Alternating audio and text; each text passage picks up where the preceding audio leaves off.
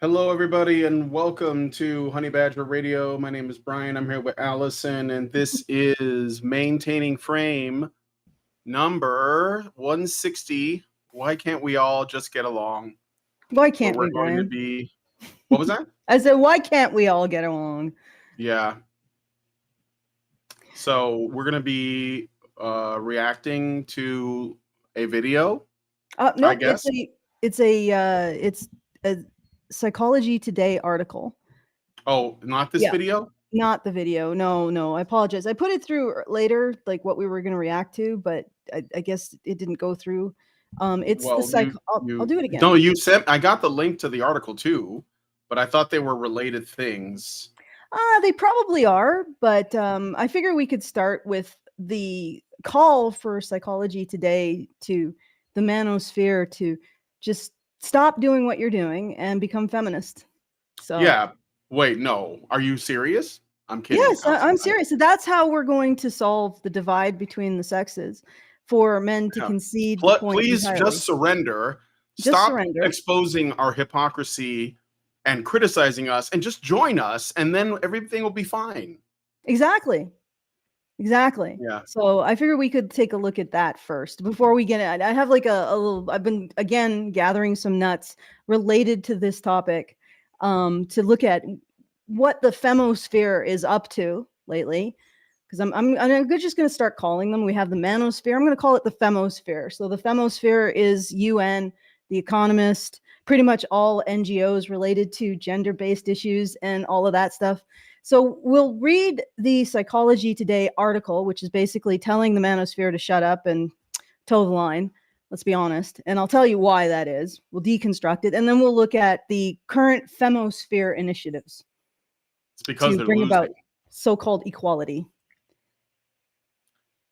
Sorry, what did you say, Brian? I said it's because they're losing. That's why.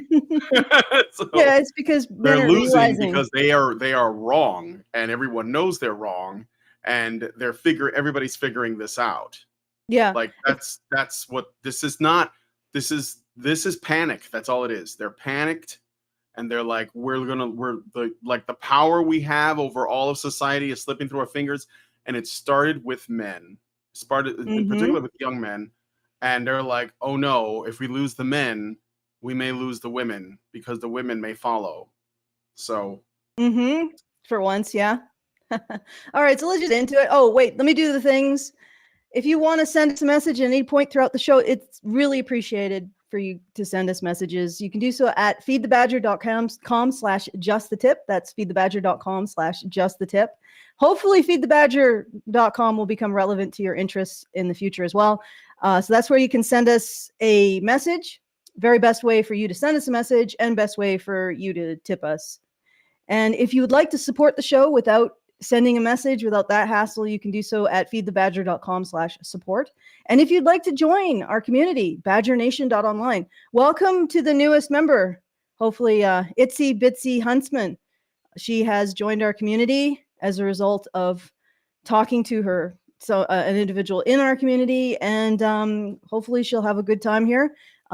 She's expressed an interest in being part of the writers chat, which we do quite often. We talk about storytelling because storytelling is really essential to how we understand ourselves in our society. So if you want to join us in all of our activities, it's badgernation.online. And what's the last one? Oh yeah, you can subscribe. Feedthebadger.com/subscribe. All right. And if you absolutely are completely lazy, you can become a member on YouTube too, or Patreon us. All right. I think that's all the things. Like, that's an excessive number of things to think about. It's all in the low bar if you're interested. Number of things, it's a decent number. It's a substantial. Oh, okay. All so right. I'm having an issue with my camera. Is your camera frozen again? Yeah, it looks like it. It's frozen. Yep. I'm an old hat at this now.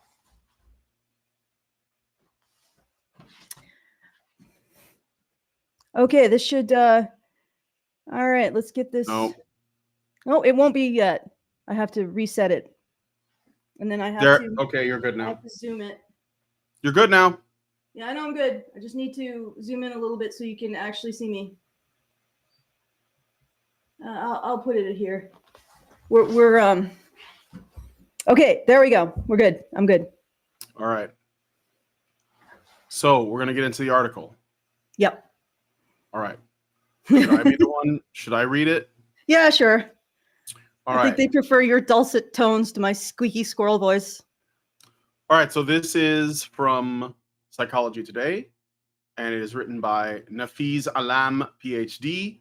Apparently, he works in pop culture mental health, which completely makes him absolutely relevant and the expert on the topic.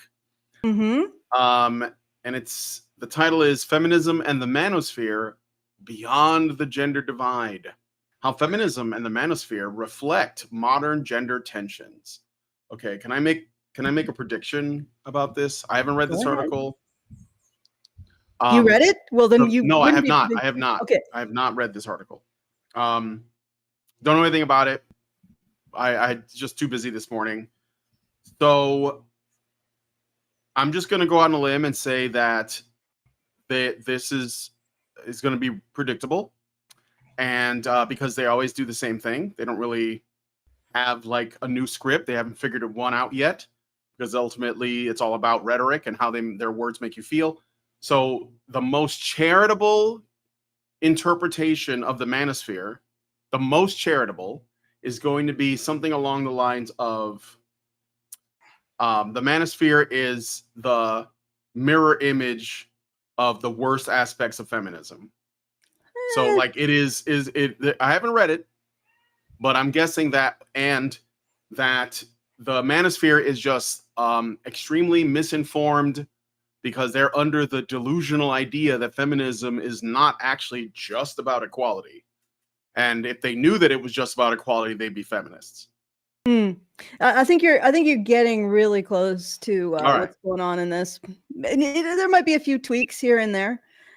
Well, that's okay. We should read the article anyway, but before we do, like, I want to remind everyone that feminist academics' premise is that men use rape and domestic violence to uphold their privileges in patriarchy. Now, before we get into this article, I just want to point that out, because that is the kind of rhetoric you direct at something you want to destroy. So from the very start, first principles, feminist first principles, and again, they have never proven this. They've attempted to cook the books to make it seem like it's true. But feminist first principles is that men's relationship to women is one of using extreme violence to enact their privileges, to enforce their privileges. That's the feminist position. And it resembles the position of every society. They assume this narrative, they take on this narrative when they want to destroy the thing they are targeting this narrative at. So you would say this narrative, if you want to go kill tribe B, you would say things like, they are a threat, they're going to rape and torture our women. So we go and we kill tribe B. You want to enslave tribe C, they're a threat to raping and beating our women unless we enslave them. You want to destroy something, it promotes raping and beating our women. So this is like the ultimate command threat narrative. And feminists have targeted this at men. And this is first principles. This is like, I got into a conversation with Michael Flood on Twitter, and I pointed when someone was saying that feminism is indistinguishable from Nazism towards Jews, he pushed back on that, and I pointed this out. And then he didn't say, oh, we don't do that, because they do. Feminists do. Feminists 100%. Feminists in academia promote the idea that men use rape and domestic violence to oppress women. He didn't push back on that part. He pushed back on saying that's like Nazi propaganda towards the Jews. And yet it 100% is, because one of the first things that they did was present Jewish people as being criminals, as being a sexual threat to Aryan women and children, as being desiring to torture and disenfranchise Aryan women and children. Now, be it as it may, what you think of that, this is how you target a group of people for destruction. So 100%, feminism has borrowed from war propaganda in the past, has borrowed from the narratives around groups of people you want to target and remove from society, and directed that at men. So, and they want to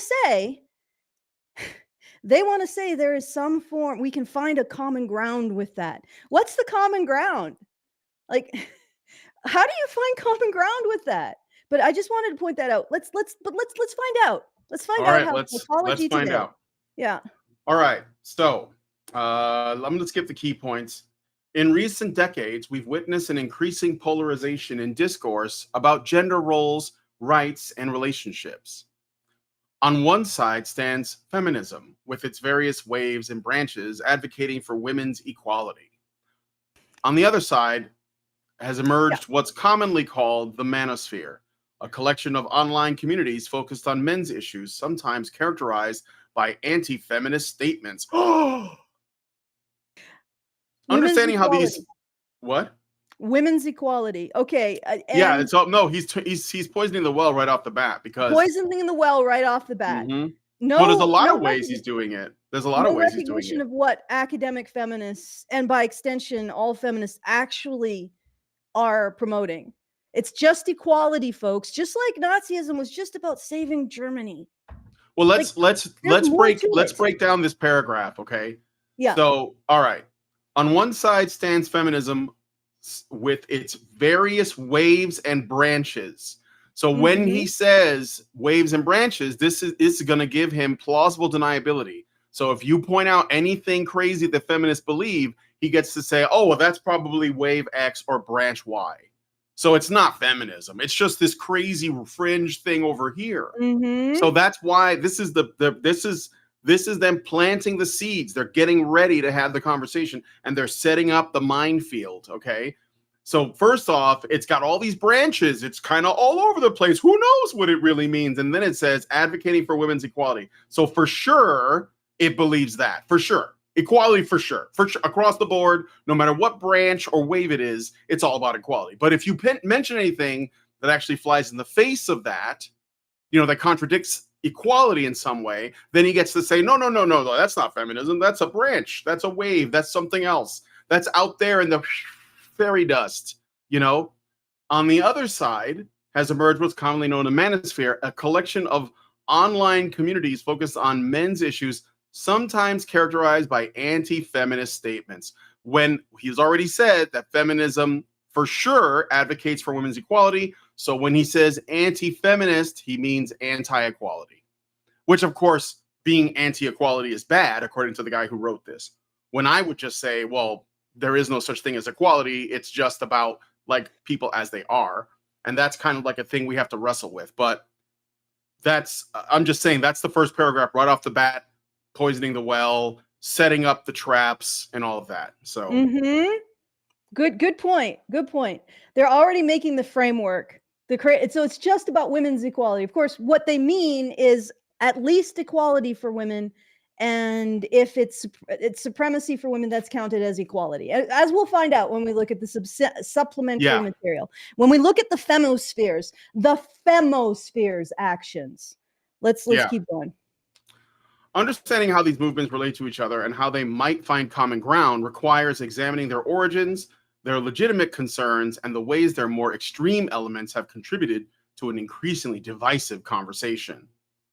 Now, this also, I believe, makes another mistake. It makes a mistake of assuming that you have like two armies or two tribes or two, teams, and they're equal in their strength, and they have the same amount of leverage and the same amount of political power and the same amount of funding, and then you're figuring out where they line up in that way, which is just not true. As feminism obviously like occupies like all the institutions, it's in the zeitgeist of the Western world and the Eastern world. It's global. It's everywhere. Everyone presumes it like just by default, and anything that goes against that, like is basically anathema to it. It is the enemy of it. While as the Manosphere is just like pockets of online communities. Who knows? Like if it definitely doesn't have any political influence. It doesn't have lobbying power. It doesn't have governments under its heel. It doesn't Well, get like billions of dollars from 3-letter agencies. So it's but what were starting you- to, because men are starting to realize that they need to advocate for their own interests. yeah, but they don't have. But they don't. It's still nowhere near where feminism is. Feminism is No, basically feminism is it's basically a institutional. business. I mean, yeah. The manosphere only maybe has clout because it's convinced the voters, male voters, that they need to advocate for their interests. And the only thing that really the I would say, I don't want to say the left, but like the statists really have is this idea that if men toe the line, they'll get women. And I think men are waking up to the bullshit of that. Like that they'll appeal to women and women will like them. Because you see a lot of these articles of, a statist woman says, I won't have sex with men until they agree with statism, and I'm calling it statist because the thing that the dividing line seems to be whether or not you're justifying government debt, taking out debt that we have to labor to pay the interest on. Yeah. Yeah. Okay. All right. Next paragraph, the evolution of modern gender discourse. Modern feminism's journey from early suffrage movements to contemporary intersectional approaches has transformed society in profound ways. The second wave of feminism in the 1960s and 70s brought issues like workplace inequality, reproductive rights, and domestic violence into public discourse. These movements achieved significant legal and cultural victories that fundamentally changed women's opportunities and social positions. So this is more arguments that are being made that are sort of like, let's say, beyond reproach. Mm-hmm. Like they're like, well, you can't criticize, and then he lists like suffrage and workplace inequality, reproductive rights, and domestic violence. Mm-hmm. Well, they've started like the first principles. Instead of the first principles, they're allowing feminism to use their slogan and say and uncritically accept feminist slogan as their genuine first principle, right? That they are for women's equality. I noticed that, men's equality is not even in the picture, but regardless, they are for women's equality, which means that ultimately feminists, if they see any situation where women are more than equal, they're superior, that's fine, because it's not a situation of women's inequality. So everything has to be pushed up into women being in a better position than men. Fine, that's their advocacy. They're fairly open about it. I'm not sure why people think that there's a common ground to be found between advocates who think that everything should be focused on women's equality and never look at the situation for men, because that's right in there. So that first principle is actually, when you poke it, when you look into it, pretty corrupt already. It's basically all we have to care about is the situation for women. All we have to care about is the equality for women. We're just going to assume. We're never actually going to look at the situation for men. We're just going to assume it's better than women, so we can continue to completely focus our efforts on improving women's equality everywhere and never look at men's. So right from the start, that although that first principle seems benign, it isn't. It is already corrupted. And then when you go in, and that is feminism's best face. It's feminism's best face is already sort of horrifying when you think about it. Then when you get into it, when you get into what academic feminists are trying to prove or assert, that men use rape and domestic violence to subjugate women. And if you want the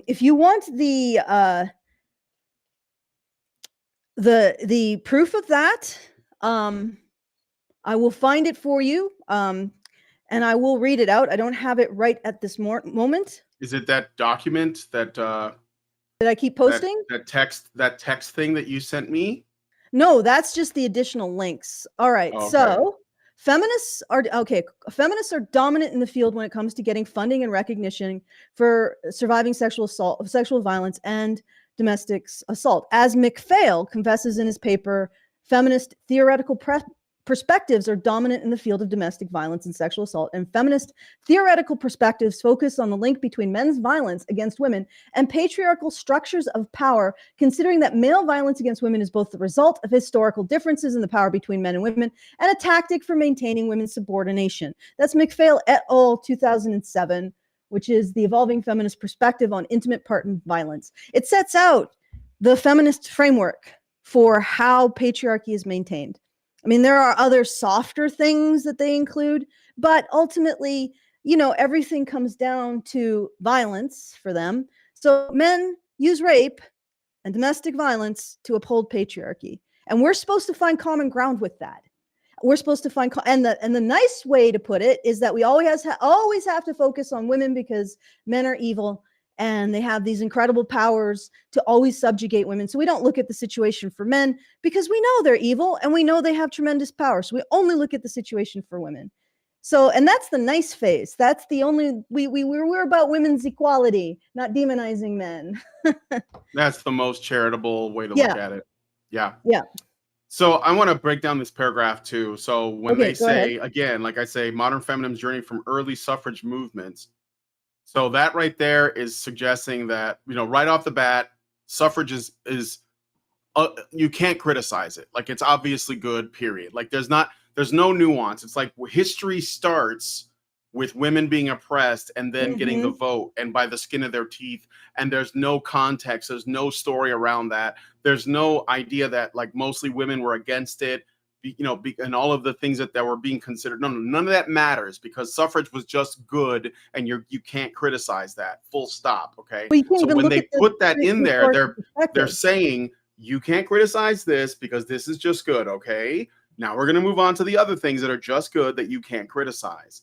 So when they say the second wave of feminism in the 1960s and 70s brought issues like workplace inequality. So workplace inequality, pretty sure that, first of all, we'd have to ask the question, was it really unequal to begin with, like ever? Is that even a thing that was a problem, or was that just something that was said to be a problem that we are just supposed to accept, again, you know, whole cloth without challenging? And if it is something that supposedly the second wave, you know, addressed, then why are women still complaining about it today?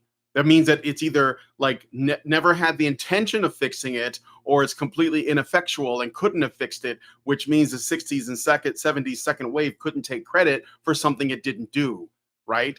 So there's that. Reproductive rights, again, what does that even mean? You're using like, this is like very slippery language, because what one person's reproductive rights is somebody else's baby murder. Depending on how you look at it, that's the truth. And also, even if we left it in the realm of reproductive rights, we're still not talking about them in men's context. Like, women got reproductive rights, whatever that means, but men did not. They have no choices. And even to this day, feminists will defend that. They'll say, well, they made a choice when they had sex with them, which means only men get that agency and women don't, because if they get knocked up, it's not their fault, right? And then domestic violence, again, this is another very misleading thing to put in there, because men also suffer domestic violence, and women, not only are they the initiators of domestic violence, but they're the champions of domestic violence if you look at lesbian relationships. So when you say this is an issue, you are specifically saying this is something that men do to women, which again, the second wave feminist movement can't take credit for, because apparently it's still something that feminism is trying to address. Yeah. Yes. Okay, well, I think we should and last thing, then it says these movements achieved significant legal and cultural victories, but they didn't, because none of these things have changed in the eyes of feminists. So they didn't. Like, your second wavers are losers by your logic. Yeah, we're still living in the worst patriarchy ever. The patriarchy has only gotten worse, guys, as a result of these feminist initiatives. And I wanted to say, even if you regard women voting as a positive or a neutral, the history around that is so distorted. Feminists didn't get women the vote.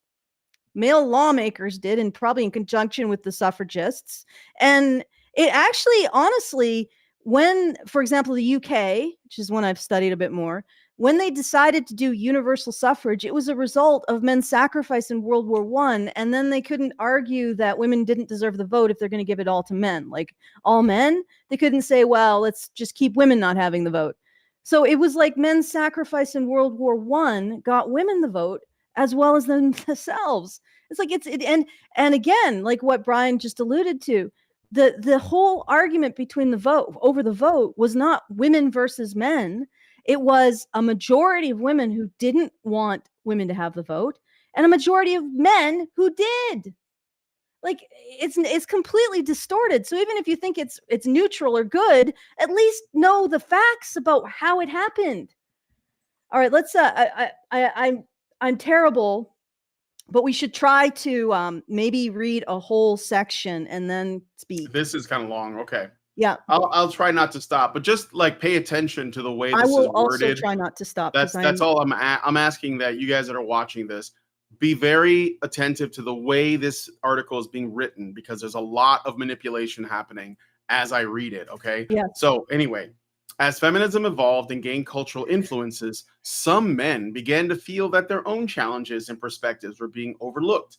The Manosphere emerged primarily in online spaces during the early 2000s, encompassing diverse communities, from men's rights activists concerned with issues like family court biases and male suicide rates, to more controversial groups promoting traditional masculinity or expressing outright misogyny. Are we going to controversial to promote traditional masculinity? That's controversial. Okay, and are we going to go over all of the horrific crap that feminists were beaking off about on? I mean, not just the basic premise of feminism, which is equality for me and not for thee. And that's the nice face. The ugly face is equality for me and not for thee, because you men are demons. And you don't, if we give you anything, then we're basically giving succor to Satan. But regardless, are we going to go into all of the subgroups of feminists that take that to its logical conclusion of eradicating men? And they're not even subgroups hidden on the internet. You can find them on talk shows and in parliament and in NGOs, just beaking off about this horrific crap with nobody saying, hey, but you know, there might have been subgroups of misogynists on the internet. Incidentally, I've been in a lot of during that time, I was in a lot of men's issues forums. Yeah, there was no let's remove women down to 10% of the population, or have it so that you put them in libraries. And this is a feminist thing. So I'll say it the feminist way, so I'm not taken out of context. There was a feminist that asserted that men should be reduced down to 10% of the population, and the remaining men should be installed in like man libraries where women could check them out for a night and then return them. And I have never heard that from any group of men yet.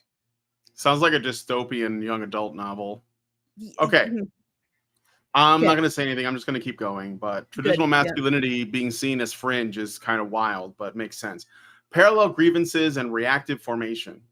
While it might be tempting to view feminism as having birthed the manosphere at a simple cause-effect relationship, the reality is more complex. It's nuanced, guys. Both movements respond to genuine social pressures, though in different ways and from different perspectives. Michael Kimmel, sociologist and author of Angry White Men, which a title that this totally should get you wanting to read, observes, what we're seeing isn't simply reactionary politics, but competing responses to rapid social change. Both movements contain legitimate grievances about how gender expectations can harm individuals. Michael Kimmel, that's a name I haven't heard for a while. Oh, no, I hear it every so often. Yeah. Wasn't he discredited because he did something? Supposedly, but I guess not. His book is still out there. Like, it doesn't really matter, right? Like, yeah, no. if you, like, what's her name? Naomi Wolf. She's, like, highly discredited, too, but I bet her feminist books are still, like, in colleges and circulating in commie libraries everywhere, so. Yep. Okay, continue. Okay. So I actually confronted him during one of the I know we had the screening of the Red Pill. Yeah, and, I actually called him out on some of his crap. Yeah. But remember, he was the guy that was involved with the film The Mass You Live In, which we no, that was Michael Flood, I believe, not Michael. No, it was both of them. It was both of them. Both of them. Mm-hmm. Little Nestor rats. It was Michael Flood, Michael Kimmel, and there was another guy, one of the Good Men Project guys, I think.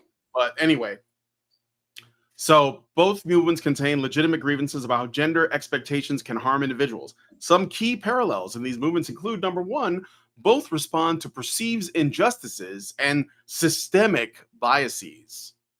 Number two, both contain moderate and extreme elements. Number three, both address genuine difficulties faced by their respective genders. And number four, both sometimes define themselves in opposition to the other. The Manosphere didn't emerge simply as a reaction against feminism, but rather as a part of a broader response to changing gender dynamics, economic pressures, and cultural shifts that have transformed traditional masculinity. So both sometimes define themselves in opposition to the other. Okay, feminism from the start defines itself in opposition to men. Equality not to the Manosphere. Yeah, equality. Men. Yeah, not to the Manosphere. Equality is something that men withhold from women, which is why we don't have to actually look at situations where men are not equal, because they're the ones in power and withholding equality from women. So if they have a problem, I mean, it's there. They have the power to fix it. This is how this entire narrative, this command and control narrative, feminist command and control narrative, completely negates any ability to address or recognize men's issues. And that's just the nice phase. That's just the we advocate for women's equality phase. The ugly face, I mean, that's just the face of discrimination and who cares about men. The ugly face is the active demonization of men with narratives like men use rape and domestic violence to subjugate women. And I invite anyone who is like, well, that sort of makes sense. Do you have a son? Are you teaching him to use rape and domestic violence to subjugate women? If the answer is no, why do you think anyone is doing that? Why did you ever agree to this nonsense? And it is nonsense. It's unproven nonsense. Feminists never had to prove anything that they assert. Nothing. None of this is proven. It's all just bullshit they pulled out of their ass. Like, I could just imagine these feminists sitting in a circle. How do we frame men as evil? And they're like, oh, they use beatings and rapes to evolve the society. And it's like, and nobody said, wait, that sounds like either you have a fetish or you just hate men, and that neither of which makes good scholarship. Nobody. No, they just let them sit in their wide open space and say whatever they wanted with no oversight, no genuine peer review, no actual calls to scientific rigor. They just sat there and did whatever they wanted, said whatever they wanted, promoted whatever they wanted, and everybody had to swallow it. And finally, people are stepping up and saying, no. And honestly, most of the people who are 100% lasering in on the bullshit that feminism has pumped out since it was inception are small channels like ours that are heavily censored or heavily pushed away. I mean, we're not censored because we, say all the bad words, all of them, except maybe one or two. And so the algorithm doesn't like us, but the algorithm also doesn't like us because feminist groups have told YouTube, make the algorithm not like them. And we have receipts on that. And also we're targeted by Homeland Security. Why? Because we are actually taking aim at the true narrative at the heart of what I would term statism. And to define statism is the belief that the state can just write itself a blank check that all of our asses have to pay. All right? There you go. Little long rant there. All right. So I want to talk a little bit about this because I think it's weird about these parallels that they can kind of apply to anything. So like any response to any movement that maybe has gone off the rails or is not taking all of the factors into account could be put through this lens and dismissed, which is I think what the goal of this is. So both respond to perceived injustices or systemic biases. So I want to focus on the word systemic because I think that men's issues advocates, and I think that men's issues advocates are probably the most politicized part of the manosphere because like the PUAs and like they're just trying to find different ways to like use the current modern paradigm to like attract women. There's nothing like that has anything to do with like legislation or laws. That's just guys. And the MGTOW guys, well, they've just MGTOW'd. So like you can't put them in a box. Like they've left the box. Like they're gone. You can't shame them into submission. The only ones you can really confront with this are the people who are like, these laws are unfair. Okay. So the systemic biases that feminists complain about are largely imagined and made up. But the but the legislation that goes in as a result of this made up crap, like Title IX, the Dear Colleague letter, the absolute state of the welfare state, the divorce laws, the way that we handle child custody, the way that we handle false rape allegations, and the list goes on, those end up becoming systemic problems. Now, I don't think MRAs cry systemic because it's sort of like this overused term by intersectionals, but there is a systemic aspect to it because we have accepted this kind of like feminist framework that we've been living under for like the past 100 years or so. So when this person says, oh, look, they both are seeing this, they're doing a both sides thing, when one of these things is imagined and the outcome of it, like the imagined slights against women that have gone into law and policy, have become real obstacles for men. And the only place you like, if you're new to this and you're trying to figure out how that could like be observed, just look at the Black population and look at how the welfare state and all of the incentives that have been put in place has absolutely demolished their communities and families. That is something we could call systemic, but it's not something that's happening on both sides. It's something that is specifically impacting men. And the solution is not more statism. The solution is actually to remove the state from that so that men could find their proper place in their communities, raising their children in their homes, right? As one example, right? So when they talk about systemic biases, they're not only misidentifying the problem, but they're also suggesting the solution should also be systemic because these people are statists. So, well, all right. And then another point, 2 points yeah. I wanted to make before we continue. One, pickup artists literally are enacting the one form of pro-social identity that feminists have left for men, which is to please women using their penises. All right, that's it. Like, it's astounding feminists say that patriarchy objectifies women when feminist scholarship removed all of the traditional values associated with men and left one possible avenue for a pro-social interaction with women as a man, and that is using your body to please women. Talk about objectification, huh? Like, you remove everything else, every spiritual positive quality, every emotional positive quality of men. The only thing that men can do is be pleasing sexual partners for women. That's their last positive way of being in a relationship with women. Absolutely sickening. But regardless, I just want to point out again, even the nice face of feminism, equality for me, but not for thee, there is a huge incentive. These people take money, or these institutional, you should call grifters, they take money to give the impression that they're resolving harms done to women, so inequalities that women are facing. How can you trust them to even recognize inequalities facing men when that is going to reduce their paycheck? As the NGO, the leader of the NGO, National Coalition or National Organization Against Domestic Violence, I don't remember the specific name. Her first name was Ruth, but I forget her last name. I apologize. But she said something Berg. I don't know. No, she said that the reason why the Amber Heard, and the Johnny Depp trial was not good for her organization was because they didn't get the donations that they usually get from high profile Me Too allegations. So it is 100% about money. And you're asking people to take a cut in their paycheck in order to recognize and advocate for men's issues. They're not going to do it. They're going to continue to use their platform to silence groups like ours that advocate for men's issues, and it's working for them.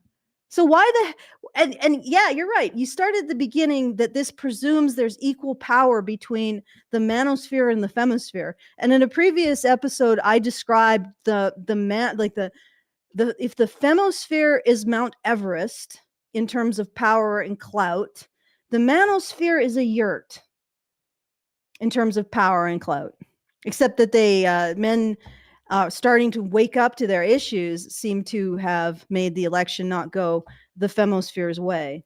So yeah, Yeah, Yeah. that's something. That's a big thing. But keep doing it. Keep advocating for your own issues, because they won't. Why are there people scrambling to like try to grab hold of the narrative? I think the last election really put people on notice. So, but anyway, okay. So the other thing I wanted to respond to is just briefly, both contain moderate and extreme elements. I mean, any group of any kind is going to have extremists in it. That's kind of a pointless thing to say. Both address genuine difficulties faced by their respective genders. Well, I don't know. Does feminism actually address anything, or does it complain about shit? And because like complaining is not addressing, it's just complaining. But the MRAs, I think, and I can only speak for them because, again, I don't think MGTOWs or PUAs or like red pillars are trying to like change the system. I think they're just like making do. MRAs are making small gains, but it is, it's not easy. Like it's obviously difficulties. Both sometimes define themselves in opposition to the other. I think that the thing with MRAs is, so like, I don't want to find myself constantly like fighting with feminism, but the problem is that the only way that I think men's issues can be addressed is if the mythology of feminism dies first. When it does, then it's like, okay, now we all know this is bullshit. So let's talk about the real issues and try to find real solutions and have real conversations about this. And the problem is that feminism's created a mythology, a whole pantheon of false gods that are all like, variations on how to worship women and how to prioritize them and how to make men expendable. And I just don't think it's any way to live your life. So, well, I will say this: men's rights activists, I don't know if they've made a hell of a lot of movement in the laws, although apparently the Dadvocate managed to get some laws or help get laws changed. So good on her. I don't know if she identifies, probably might identify as a men's issues advocate. And I know Justin Trottier is making gains as well in terms of services for men. So there are bits and pieces moving along in defiance of the femosphere's femstar. Like they're always moving the femstar into position to annihilate any male issues or any incentives to deal with them. You may fire when ready. Yeah, you might fire. Just imagine Andrea the Hutt saying that. But we have the receipts for this as well. Like the Tin Man attempted to start up a men's issues organization, I believe in the UK. I can't tell you specifically where. Again, nuked from orbit by the femstar, the fem Death Star. And I've heard countless stories of this. Justin Trottier has managed to break in and refuse to be moved, which is great. So he's continuing to push in services for men. And actually Karen has said to him, part of the reason why the flack is pulled off you is because we exist, being the bleeding edge of all of this. And but regardless, there is movement, but on a personal level, what I've seen is that these issues actually have benefited individual women more than anyone. I know that sounds really weird, but I've seen women be able to maintain relationships and evolve them to the next stage because they're part of this community. And the big thing that kills relationships is resentment and expectations from women in their partners. And when they let that go and they understand that men are trying to do the best they can almost always, then their relationships improve and they're able to move on to the next stage, which is, becoming a wife and mother, which is what they wanted. Like, look at Cassie J. Through her interaction with the men's rights community, she let go of the resentment and the expectations and the desire to be right that was reducing her own life satisfaction, because it was introducing a combative quality, a combative note into her relationship. And because it was introducing that combative note, she never felt the security and the sense of trust necessary to, or I'm assuming here, I'm saying more of a general she, from what I've seen of all of the women that I've talked to about this. They don't have that sense of security and trust in their partner, so they don't feel like they can really have a strong enough relationship to move on to the next stage. Which usually for relationships is having children, and then that's corrected. And I don't know, we're seeing, at least in our community, very high rates of childbirth.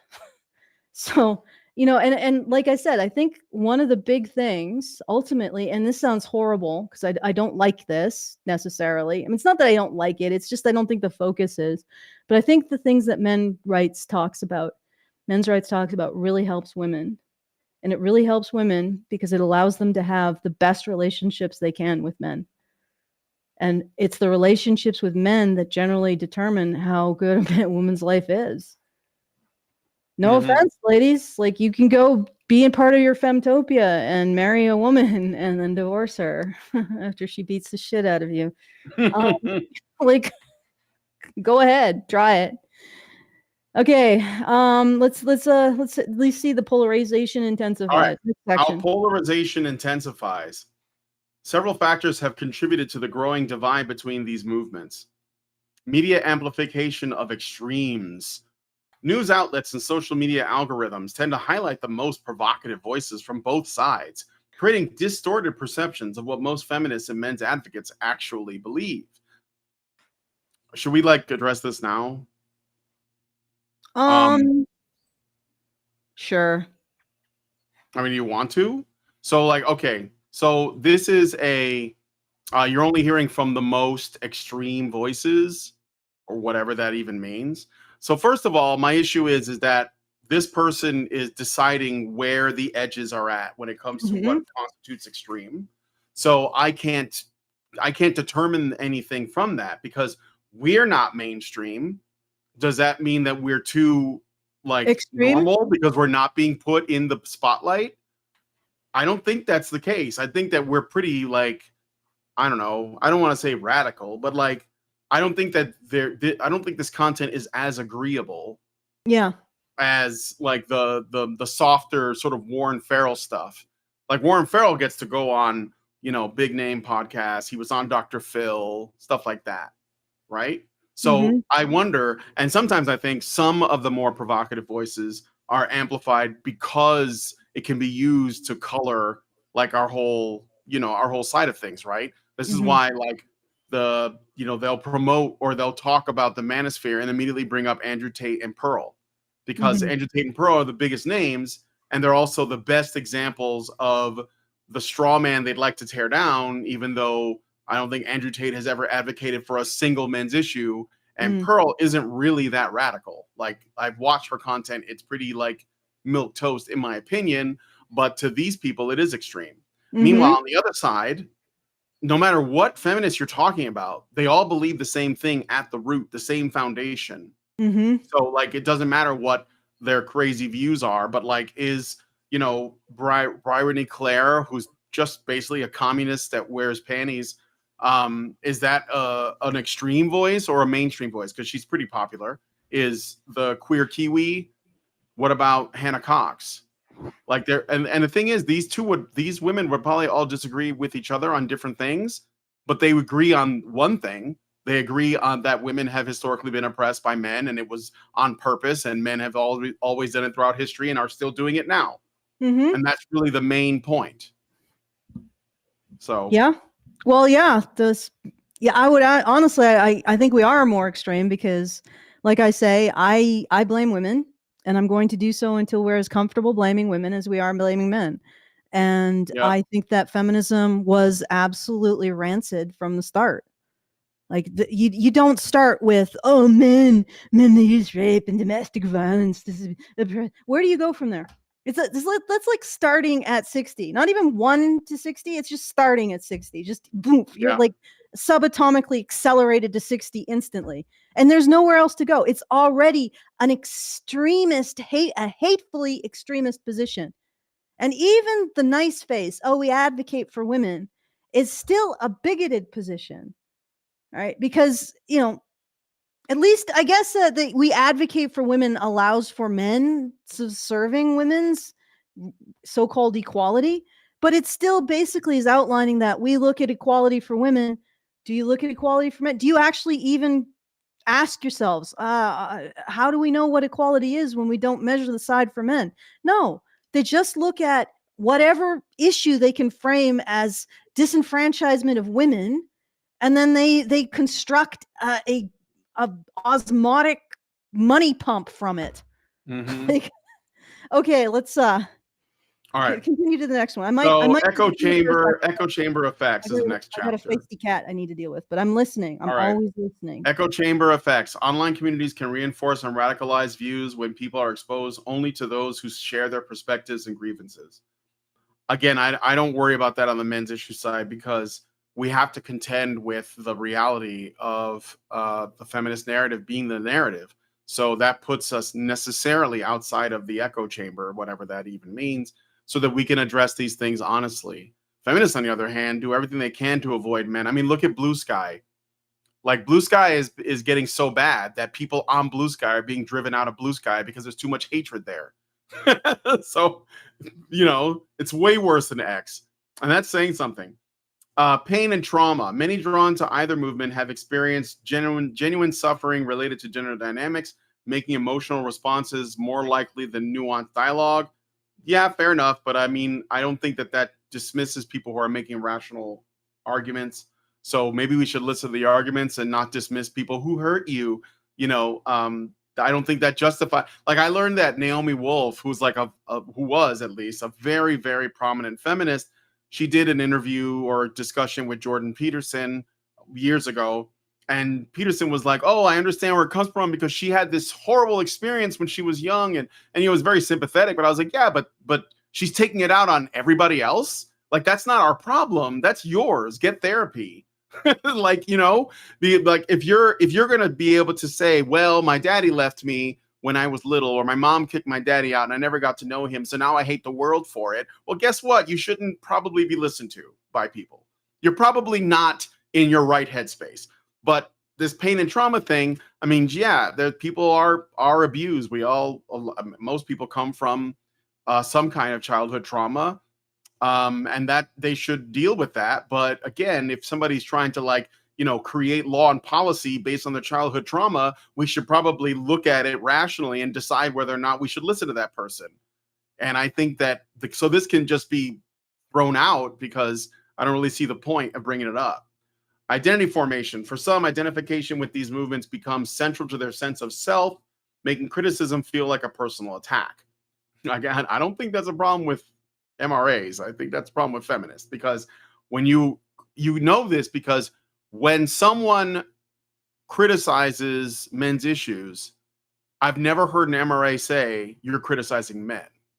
Like, they'll just be like, "Well, allow me to retort to the criticism you have of this issue." But when you criticize feminism, if you say I'm anti-feminist, you're presumed to be anti-woman. So that's how you know it's a personal attack. So yeah, that exists, but that's not here. That's over there. Lisa Wade, sociologist, really notes, good quote, point. what? That's a really good point. Like, when you actually say, "Hey, feminists, let's look at the situation for men," when you're asserting something, and don't just use feminist cook statistics. If we all agree that men have difficulty revealing sexual assault and domestic violence, let's look at the studies where they have revealed the most amount, right? And look at the comparison. Let's do that. Even when you do that, they're like, "Why do you hate women?" It's like, what does that have to do with hating women? I've been in conversations where feminists have led with, "Well, first of all, I'd like to know why you hate women so much." And it's like, I can't even, like, I feel sick to my stomach to even have to say, "Well, actually, I'm married to one," because I find that to be so disingenuous. It's not worthy of a rational response. Mhm. Because, like, we're not having a conversation anymore. You're putting me in a position where now I have to somehow justify to you that I'm not the person you just framed me out to be. And it's Mhm. just like, you're just making a pointless ad hominem attack on me. And the purpose of that is to shut me up. It's not to have a conversation. Yeah. That's why I Shut won't down the conversation. apologize for your perception of my opinion. Like, if you think I hate women, that's a you problem. That's not a me Mhm. problem. So, Exactly. yeah. All right. Lisa Wade, sociologist, notes, what's particularly troubling is how the legitimate concerns of both movements, both sides, gets obscured by the most extreme rhetoric. Most feminists don't hate men, and most men concerned about men's issues don't hate women. Okay. The problem is I mean, that whatever. feminist rhetoric is already extreme. It's already extremely radical. Like, I don't know how they managed to assert this crap. And now it's everywhere in the sociology around domestic violence and sexual assault, to the point where there are people who work in those fields who are absolutely despise feminists because they're colonizing the field in order to enforce their ideological perspective of the world. And they're actually making it worse and worse and worse. There's, I think, some cities in Canada where the police have quietly tried to remove feminist theory from their guidelines around dealing with domestic violence, because feminist theory makes everything worse. It makes sexual assault and domestic violence worse and more difficult to deal with, because they're not looking at it as a issue that needs to be solved through reasonable interventions. They're looking at it as a cash grab, and they want to reframe it in a way that makes that cash grab easier and quicker, which honestly, most people respond to situations that they feel are, if you say the women are in trouble, everybody drops everything and has to save them.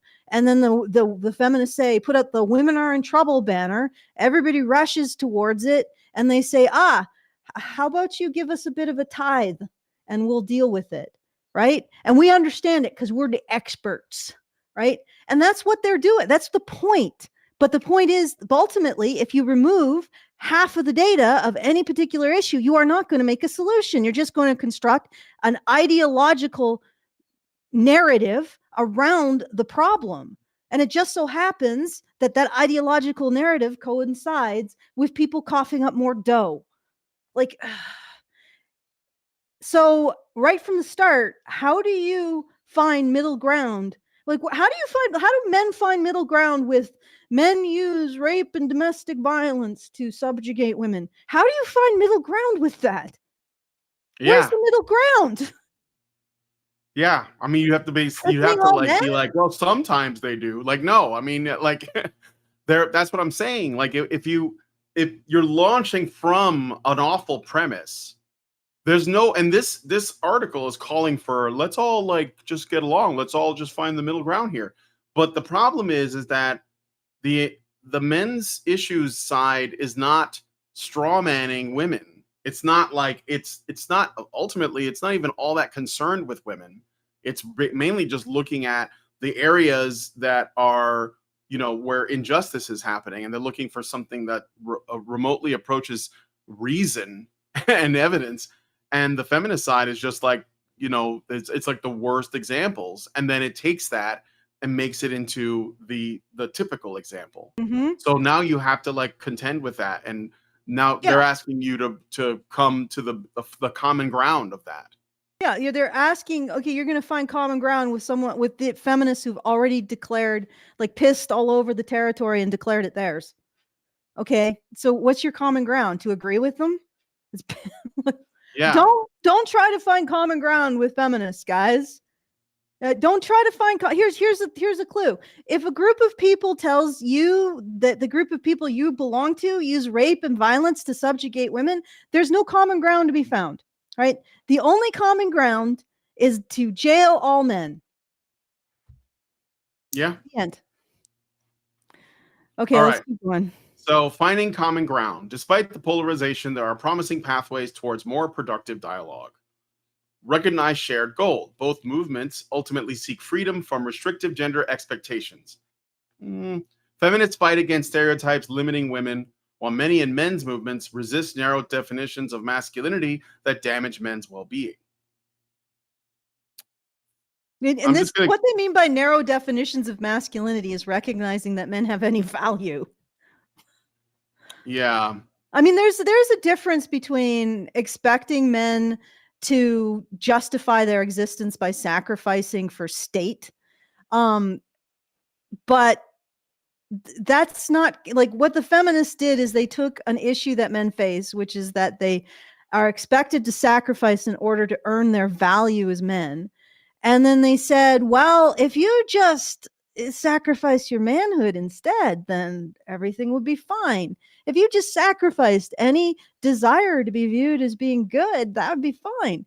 And then also, assume the mantle of being the criminal gender that's evil and uses rape and domestic violence to engage in or uphold patriarchy.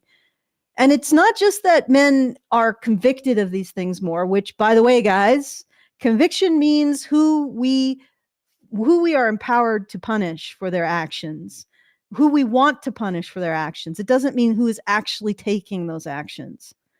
Because there's a lot of sexual violence directed towards men that never, ever will see the light of day in a police station. Like they'll never be reported. But regardless, like so convictions only represent the fact that men are willing to hold other men accountable. And unfortunately, it doesn't look like women really are consistently willing to hold. Otherwise, you'd think that someone like me wouldn't be universally ostracized by the sisterhood. The sisterhood would say, oh, of course, you hold other women accountable. You're a sister in good standing, because we all do that.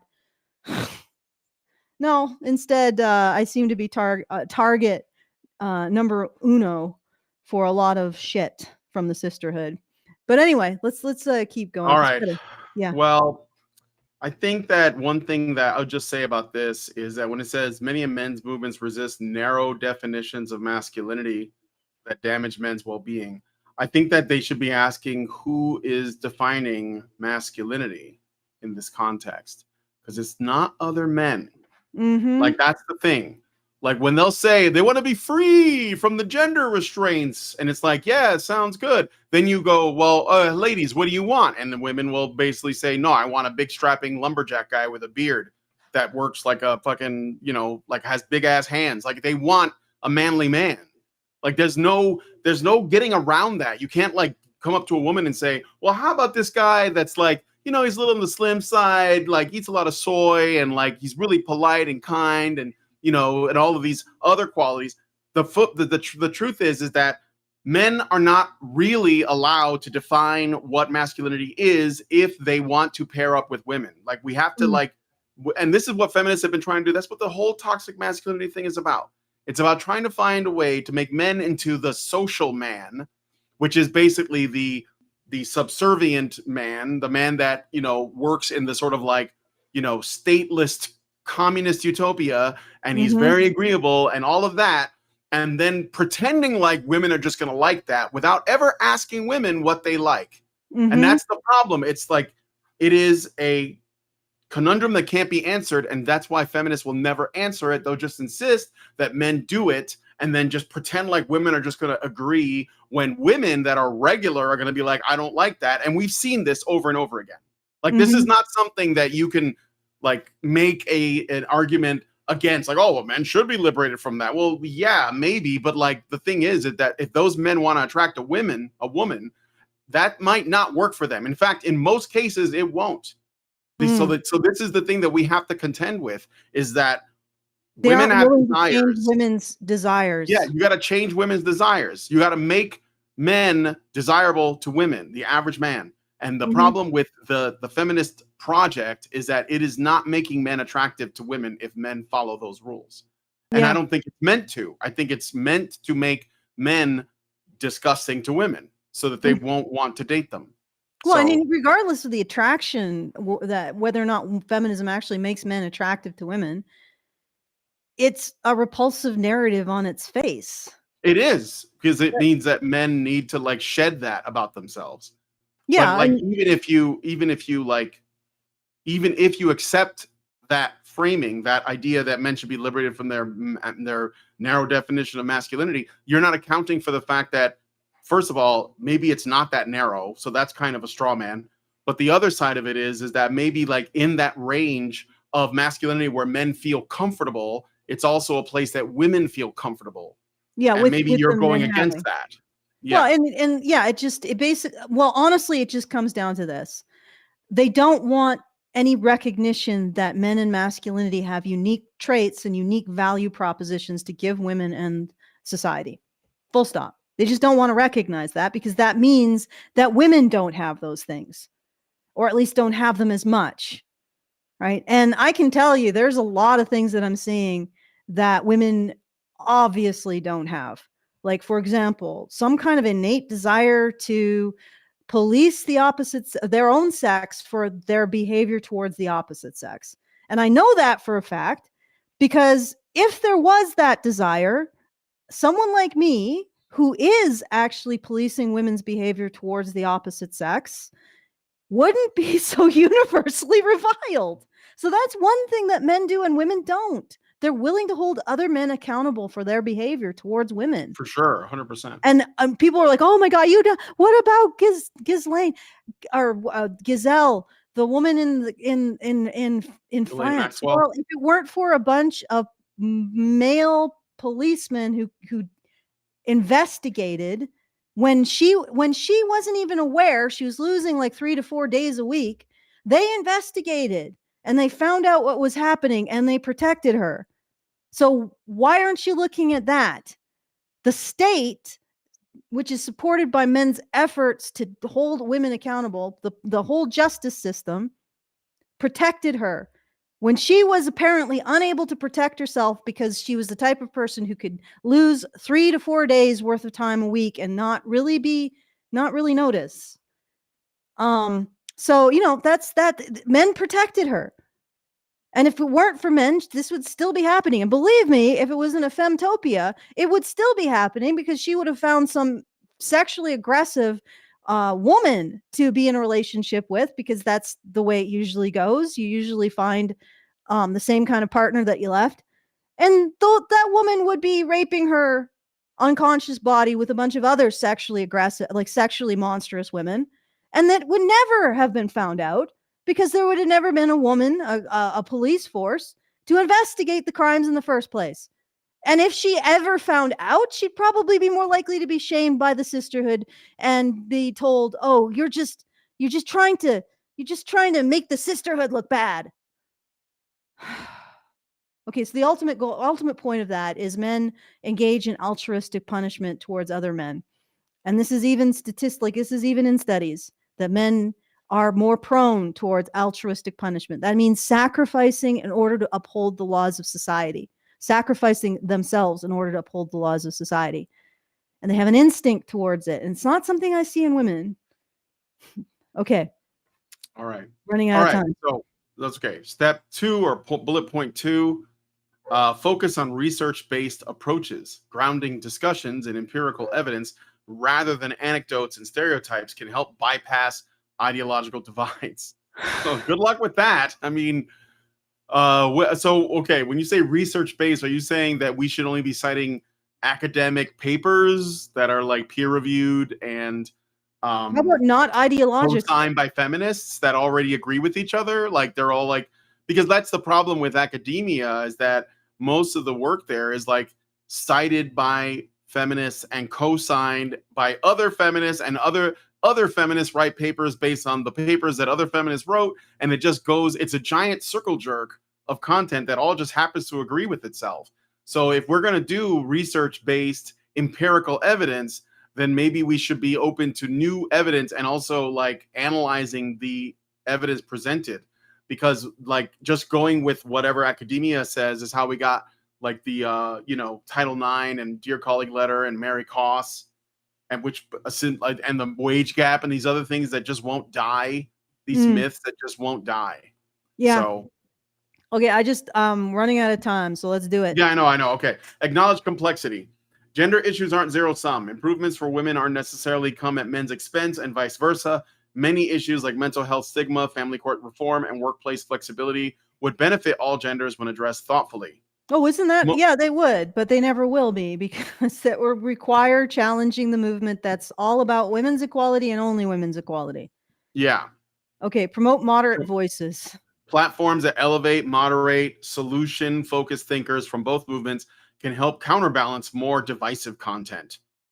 You guys decide which you didn't even quote anybody from the men's rights community on this. You decide who you focus on. God, this is such a bunch of mealy-mouthed bullshit. Yeah. Moderate. What's moderate? Like, you mean people who are like kind of feminist? that because that's agree kind of that the men use problem, rape right? and Like you're gonna domestic violence you to gotta bring uphold on the patriarchy? guys with the softest voices that don't have like that are like more agreeable, and then you're gonna call that progress. I mean, maybe you'll make some baby steps, maybe, but I'm kind of done with the mealy mouth Appealing. bullshit. Yeah, Yeah. I'm never going to find common ground with a group of people that assert that men use rape and domestic violence to uphold society. Is Yes. that's what they mean with purpose. Like what common ground can I find with them? Oh, well, I guess it's okay to jail them all for the horrible harms that they've done to the world. Just jail all men, but we can let them out on Saturdays, or we can. Where do you go with that? It's already extremism of the most foul and depraved sort. Mm-hmm. Okay, let's see what they say about the path forward. All right. The path forward. Psychologist Terry Real suggests the most productive approach is one that holds space for both men's and women's struggles without minimizing either. We need a both and approach rather than an either or thinking. Promising examples of bridge building already exist. Organizations like Promundo work internationally to promote gender equality by engaging men and boys alongside women and girls. Their research demonstrates that programs addressing harmful masculine norms benefit everyone, reducing violence and improving relationships. Oh, weird. Only stuff addressing harmful masculine norms, eh? That's interesting. Similarly, Yeah. some feminist scholars have incorporated men's issues into their analyses, recognizing that patriarchal structures hurt men too. Though through expectations of emotional stoicism, pressure to be primary breadwinners, and other restrictive norms. Are you fucking kidding me? Do you really think emotional stoicism, pressure to be breadwinners, and other restrictive norms is worse than, hey, Johnny, you use rape to uphold patriarchy on your sister? Like, the shit that feminists say about men, getting rid of all of the positive recognition of men's traits in society, teaching generations of kids that men are boys are actually girls being suppressed by patriarchy, right? And that when boys behave in ways that aren't like girls, you can get in there and dope them up with things that are actually causing things like them to lose an inch of growth and have more psychosis, because obviously they should be acting like girls. Like, there is nothing that patriarchy has done to men except maybe conscription. All right. But really, feminists supported that with the white feather campaign. There's nothing that patriarchy has done to men that compares to the absolute loathsome shit that feminism does to men's identity when it promotes the idea that men are primarily defined by oppressing women and being criminals. Right? So okay, patriarchy is like, yeah, be a bit stoic when things go wrong in your life. Feminism's like, you want to use rape to make the world go round. Which is worse? Which is worse for men's mental health? And how do you freaking find common ground with that crap? Okay. Yeah. All right. Conclusion. The relationship between feminism and the manosphere reflects broader tension. This is written by AI. Reflects broader tensions in a society undergoing rapid change. While some elements of both movements contribute to polarization, their core concerns often stem from legitimate experiences and grievances. By recognizing the humanity and valid perspectives on all sides, focusing on evidence-based solutions, and creating spaces for nuanced dialogue, makes me cringe, we can begin to move beyond polarization towards a more collaborative approach to gender issues. The way forward lies not in declaring one movement right and the other wrong, but in developing a more inclusive conversation about how gender affects everyone's well-being and how we might build a society that allows all people to thrive regardless of gender. Okay. That's nice. The rebels need to just surrender their guns to the Empire and all will be well. The Empire will genuinely consider their issues. Now, I have my grab bag of nuts we can go through really quick here. Sure. So the first thing, You gotta send me the links individually because you just sent yeah, me I like a will send whole you the links document and individually. yeah. So let's look at what the Femosphere has been up to. Let's look at this. The Economist. Maybe you guys will notice something a little bit crazy. There you go. There's the link. I'm going to queue All right, up the hold second up. one. I'm bringing it up right now. Just give it a second to load. All right, here Yep. we go. All For right. so decades, what? No, The Economist. Go ahead. Yeah, I got it right there. For decades, a big story on education has been the ascent of girls. They now outperform boys in most subjects, but one subject remains a problem. So wait, a problem? Oh, Yep. girls are still falling behind in math. So wait, women are killing it, but because boys are doing better in math, that's a problem. Yes. Okay. Yes. I just wanted to know. Girls are Sure. doing better in every other subject, but the only problem one is the one in which boys are doing better. And what they're going to do is they're going to get it so that girls are doing better, and then they're going to forget the whole thing. Equality! Equality! This is Remember, what happens. gender issues aren't zero sum. Yeah, no, they're not zero sum. Oh no. We're just only going to look at the situation when girls are disadvantaged. We're never going to look at the situation when boys are disadvantaged because, we got that lovely theory about how boys are privileged by patriarchy, and any disadvantage is a patriarchy hurting men too. And also, if they complain about it, it's backlash. You're not going to get anywhere with men's issues with these talking points that feminists use, and also their focus. And this is just egregious. Like it's unjustifiable. And this is the attitude of the Femosphere. Right? And this is the Femosphere, again, compared to the Manosphere, the Femosphere is Mount Everest and the Manosphere is a yurt. Or the Femosphere is the Death Star and the Manosphere is a Ewok village. There's no comparison. They control media, or at least they have more significant influence in media. They have significant influence in academia. These are uncontroversial statements. You just have to look at academia. Look at the women's department. Where's the men's department? Look at the government. There is the women's organization. Where's the men's organization? Look at UN women. Where's the UN men? No, right? Look at all the stuff that's taught in schools. Do they ever teach about men's issues? They sure as hell teach about patriarchal oppression of women, right? It's everywhere. It's institutional. And the Femosphere is the Death Star, and the Manosphere is an Ewok village in the sights of the Death Star. And if we ever win, it's only because they come to our territory and stay stupid shit. And we defeat them easily with logic and reason and research that they haven't actually corrupted entirely. And also like logs on ropes. Yeah, I was gonna say, don't forget the punji sticks and the logs. Yeah, exactly. Okay, so let's the song at the end and the cannibalism. I don't know. Well, yeah, you don't know that maybe I'm sure they ate the stormtroopers at the end of Return of the Jedi. Their backs, Huh? They were chiropractic. Their ritual practices involved extreme forms of chiropractic-y, and they were, yeah, they were, I don't know. Okay, sorry. All right, next UN women. All right, UN women. UN women. Men's rights groups say they support men, but often blame #feminism for male, quote, disadvantage, end quote, framing men as victims of #equality.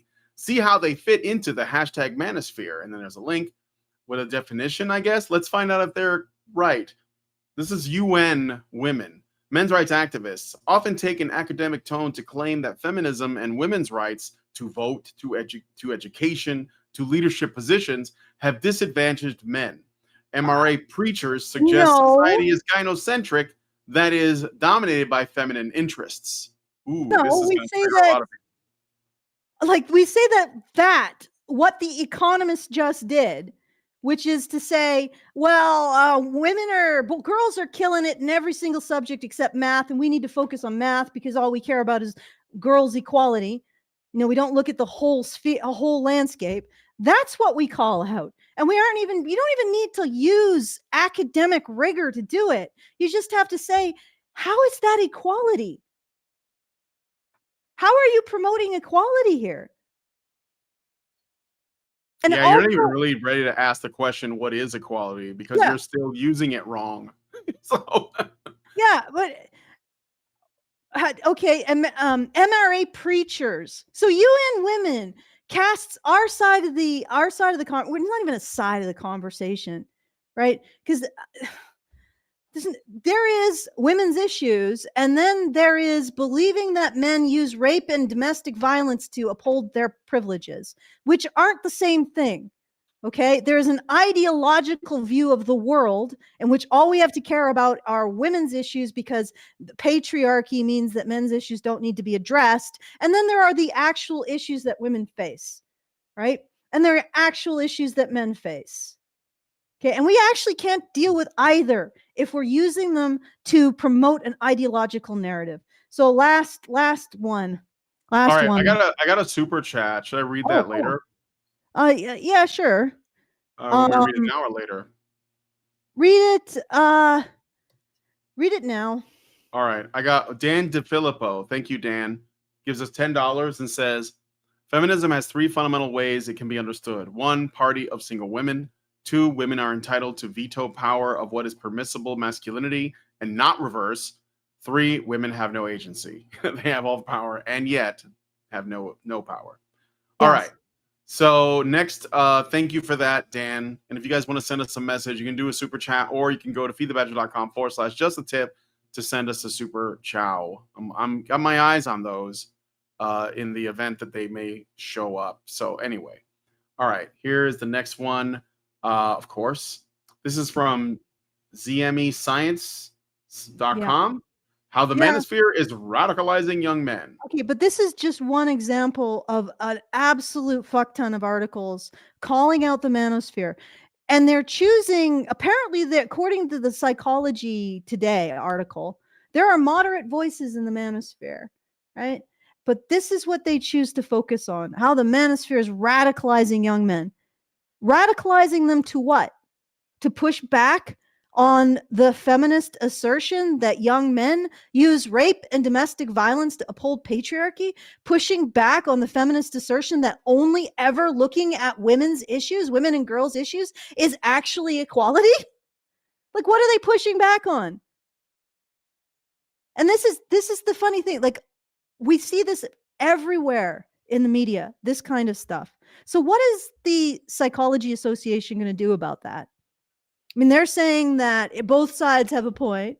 We both need to talk to each other. Are you going to call out the mainstream media on 100% taking a side on this? Are you going to recognize the power that they have to shape the narrative around these issues? Are you going to acknowledge the fact that, yeah, sure, we exist and we continue to exist, incidentally, because you guys support us. feedthebadger.com/support. But we exist and we continue to push back, but we sure as hell aren't privileged by any platform in terms of our message.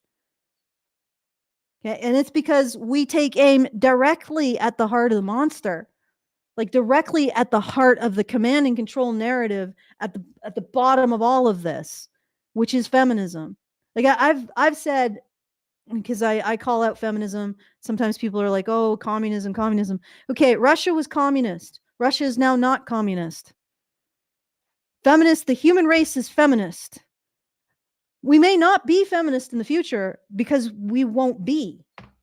Feminism is going to make us extinct. We can recover from communism. We cannot recover from feminism. And I don't mean equality or economic opportunities for women or not liking women being beaten. I mean narratives like men use rape and domestic violence to uphold society. How long do you think we're going to have a society when we promote that to everybody in it? How long are we going to have a future? And how are we going to get men and women together to produce babies to make that future under this kind of shit?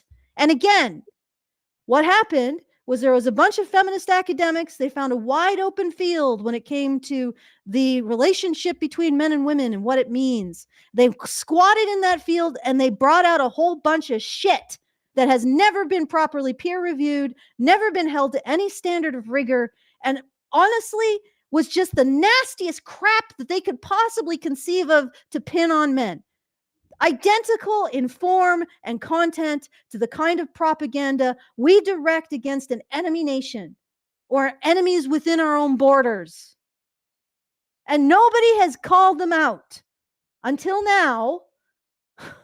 And they continue to not listen to us, to ignore us. We're not invited to talk to Psychology Today. We're not invited to talk to these media outlets because they're afraid of what we have to say, because we destroy the entire underpinning of all of their bullshit. Okay. Go ahead, Yeah, Brian. that's true. Okay, so I will do the things unless Brian wants a few more minutes to do a conclusion. Well, no, I mean, like, I think we Covered pretty everything. much got to it. I mean, yeah, at the end of the day, like, feminism doesn't have solutions. It just has goals of grasping more power and money and sort of like cementing itself. I think the reason why these articles are coming out is because they are losing men. And it's not, I know that you brought up like the Democrats spending like 20 million, but this is bigger than that. This is bigger than a political party. This is like a vibe shift everywhere, and it's men all over the world like waking up, and that's what they are afraid of. And I think that they should be, because they're going to lose control over the narrative. The myth, the historical myth of feminism is going to die, and I think that it's just a matter of time. Yep. Hopefully. Well, I mean, yeah, I hope so too, die and or I we'll know kick that out some our people are not as species. optimistic as me, but I don't see how it can go anywhere else. The human race has gotten through worse things. I think it can overcome feminism. And Yeah. again, I'm not talking about, educational opportunities for women or economic quality. Like, women have always had educational opportunities. Maybe not the same. Maybe it was different kind of education. They've always had economic opportunities. Women have always been able to find a place in a society that was reasonable. They've always been able to negotiate that. From every society that I've seen, women have been able to negotiate a good position for themselves. What a surprise. They're the mothers of that society. But, what I'm talking about is explicitly the hatred. It could be indifference to men. Asserting that men use rape and domestic violence to uphold patriarchy, that could just be indifference. That could just be making alarmist statements in order to sell something. But it's still, at the end of the day, is pretty hateful to assert. So that's what I call out. Yeah. 100%. All right. So I got a rumble rant rumble as rant. well. Okay. Rumble rant from NovaFan21 gives $1 and says, "Remember when Chuan Head promoted communist men claiming they are positive for men? What a joke." Thank you for that rumble rant. Can I say something about that? There's some, Sure. I think conservatives need to understand this, because when I talk to communist men and communist women, I get completely different attitudes. Communist women want a freebie. They want a free ride. They want someone else to do things for them. And they want more cushioning when they fuck up their lives. Like, I was just recently listening to a video where a bunch of women who have almost $100,000 in student debt are calling out capitalism about how, and I'm like listening to this and I'm thinking, you're using that word wrong. You don't mean capitalism. You mean accountability, right? You don't want accountability for your choices. And then you find out that these women who are all against capitalism are using their money to go on like European vacations and do expensive events, self-promoting events. And it's like, okay, right? Women who are communist because they want freebies. They want to have they don't want to have to make an effort or take responsibility. In my experience, and this is not true about all men, but it's more likely that when a man is a communist, he wants a purpose. He feels defeated by the confusion of the world and he wants a purpose, something to work for. It's a very different attitude. And I think maybe to really understand how to heal people from communism, you have to understand the difference. Men need a purpose. Women need a slap in Minecraft. Okay. So basically, Nazi men are just looking for a purpose. Yeah. Okay. All right. As long as we're on the same page, because that's basically the same kind of statement. Doesn't make them any more wrong. Sort of controversial there, but yes, they're looking for a purpose. Islamic terrorists are looking for a purpose. All of these men who engage in violence are using violence to find a purpose. Mm-hmm. They're using the monopoly of force to find a purpose. Right. They're looking for meaning. They're looking for meaning.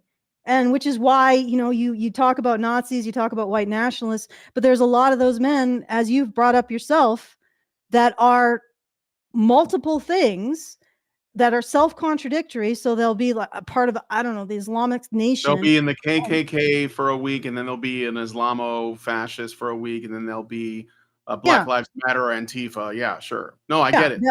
Yeah, and it's all because they have one, these young men have one thing, and that is the monopoly of violence that men have, and they are attempting to use that one thing to find a purpose. And we don't want that. So yes, if we could fix that, we would also fix the extremist white nationalists. We would fix it all, because their purpose should be in helping create a society that is functional, comfortable, safe, and, you know, has a bit of an edge. So there's something adventurous to it. But it's not. It's going out and destroying shit in every capacity. Every single one of the extremist narratives that have young men going out and destroying shit is exploiting the same problem, which is that young men are not finding purpose in participating in civil society. It's all of them. All right. So if you want to send a comment at any time after the show is over, you can do so at feedthebadger.com/justthetip. If you want to support us, feedthebadger.com/support. It's all in the low bar as well. And if you want to join our community, badgernation.online. It's Discourse. So you got to be able to do that. Again, all in the low bar. And I'll hand it back to you, Brian, to take us out. All right. Well, if you guys like this video, please hit like, subscribe if you're not already subscribed. Hit the bell for notifications. Leave us a comment. Let us know what you guys think about what we discussed on the show today. And please, please, please share this video, because sharing is caring. Also, we are now streaming to Kick as well. So I did see a couple people in Kick. Yeah, we were streaming in Kick today. I saw a couple people say hello in Kick. So hi to the people watching. I don't know if you guys like Kick, but if you do, maybe you don't want to support YouTube, you can go and follow us on Kick. It's just Honey Badger Radio on Kick, right? So yeah, you can just check it out there. Yeah, it is Badger Live on Kick is what it is. Badger Live. Badger Live. Okay, yeah. Badger Live streams or something. Yeah. Yeah. So anyway, and please share this video, because sharing is caring. Thank you guys so much for coming on today's episode of Maintaining Frame, and we will talk to you guys in the next one. Men's rights activists are machines, dude. Okay? They are literal machines. They are talking point machines. They are impossible to fucking deal with, especially if you have like a couple dudes who have good memory on top of that too. Holy shit, you're fucked.